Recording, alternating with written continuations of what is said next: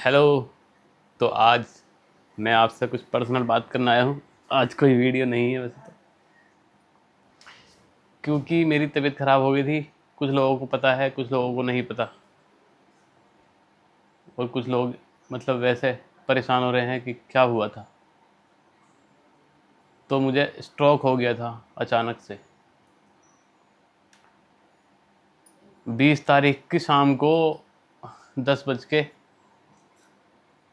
तो 20 तारीख सैटरडे की रात 10:35 पे मुझे ऐसा फील हुआ कि मेरे लेफ़्ट हैंड में नंबनेस है कोई, क्योंकि जब मैं उठा मैंने अपनी एल्बो जमाई तो मैं जमा ही नहीं पाया।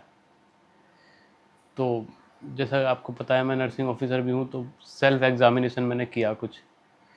फिर जितना अर्ली एक्सेस आप हॉस्पिटल जाके थ्रोम्बोलिसिस करा सकते हो वो मैंने कराने की कोशिश करी, लेकिन हड़बड़ी में देर तो हो ही जाती है। फिर भी मुझे वो इंजेक्शन लगा, क्योंकि हम पहले सहगल न्यू हॉस्पिटल गए तो वहाँ पे सिटी कराया, सिटी में कुछ नहीं आया।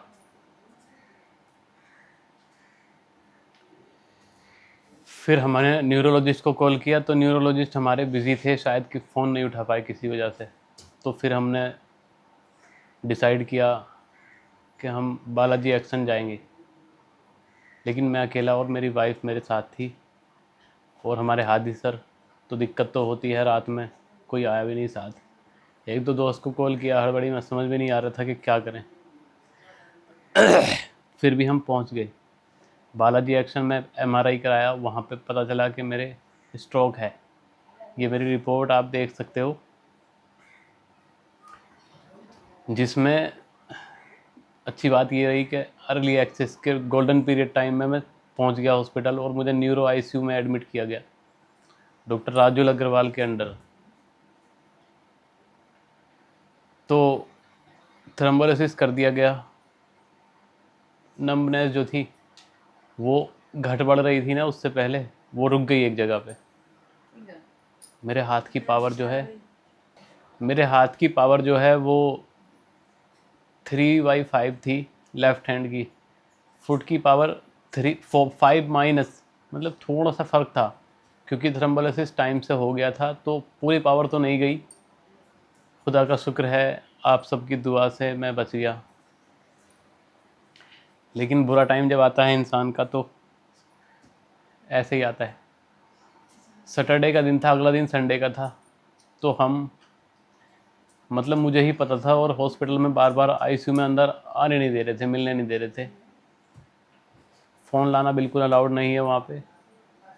तो मैं अपना जो मेरा मेडिक्लेम का कार्ड है टीपीए, वो नहीं दे पाया।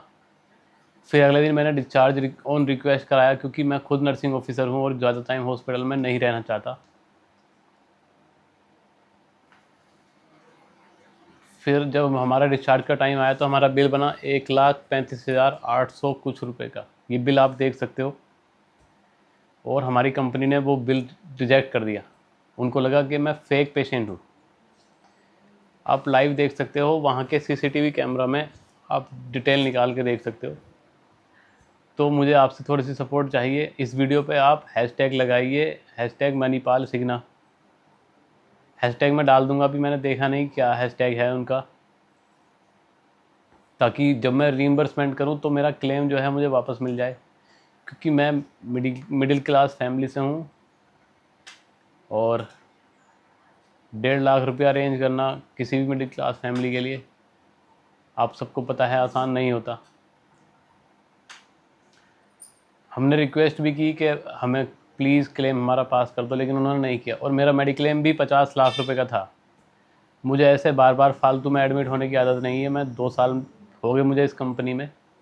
बस उससे पहले मैं रैली गियर में था, पोर्ट कराया था मैंने। तो 3 साल वाला टाइम भी मेरा पीरियड पूरा हो गया कि मैं कोई भी सर्जरी या कोई भी इमरजेंसी के लिए मैं एलिजिबल हूँ क्लेम पास करने के लिए।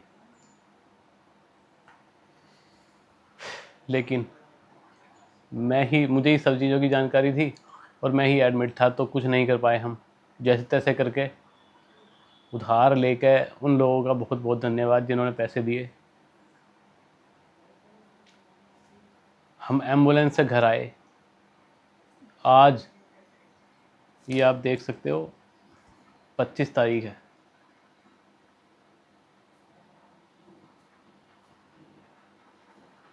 25 सितंबर है आज।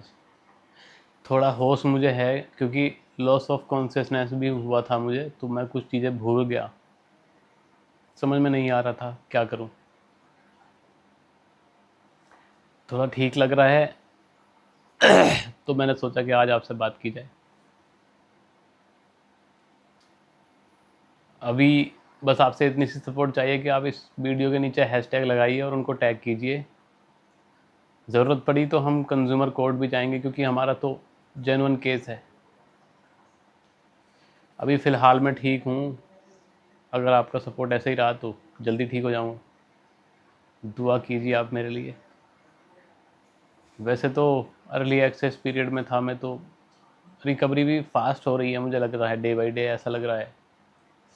लेकिन मेरा ये फेस अभी भी आपको डर लग रहा होगा, यहाँ से लटका हुआ, चल नहीं पा रहा सही से। पहले दिन तो मैं खाना स्वेलो भी नहीं हो रहा था मुझसे, और ओरल इनटेक मेरा बिल्कुल ज़ीरो था। मुझे लग रहा था कहीं मुझे राइल्स ट्यूब ना डालनी पड़े, लेकिन बच गया।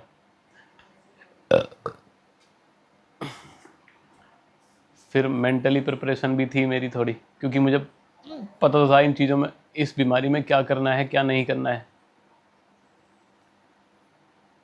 तो आज के लिए बस इतना ही।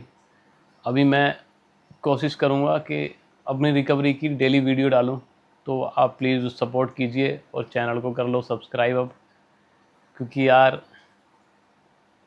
अब तो कर ही लो, दिक्कत हो जाएगी वरना दोबारा अगर मेंटली प्रिपरेशन ठीक नहीं रही तो। कोई बड़ा यूट्यूबर होता मेरे साथ तो हो सकता है कि आप ज़्यादा सपोर्ट करते। वैसे तो मैं चाहता नहीं, क्योंकि मुझे स्ट्रगल करने में बहुत मज़ा आता है, अपनी मेहनत से कमाने में खाने में। मुझे हरप्रीत जोस्टर भी हुआ था, हाँ, 2 महीने पहले। आप गूगल करके देख लो हरप्रीत जोस्टर कितनी खतरनाक बीमारी है। लेकिन मैं उस टाइम भी एडमिट नहीं हुआ, क्योंकि मैं खुद नर्सिंग स्टाफ हूँ, मुझे पता है क्या करना है क्या नहीं करना है।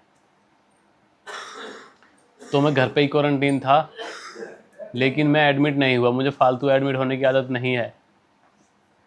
मैं चाहता तो उस टाइम भी क्लेम ले लेता कंपनी से, लेकिन अगर मैं फेक क्लेम लेना चाहूँ तो कुछ भी डायग्नोस बना के उनकी जीभ के नीचे से पैसा निकाल लूँगा। लेकिन क्यों पैसा निकालना है गलत तरीके से।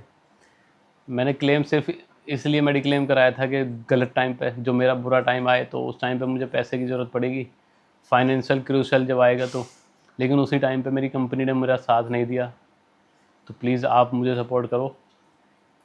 ठीक है, खुदा हाफिज़, मिलते हैं अब कल एक अच्छी रिकवरी के साथ। Bye bye.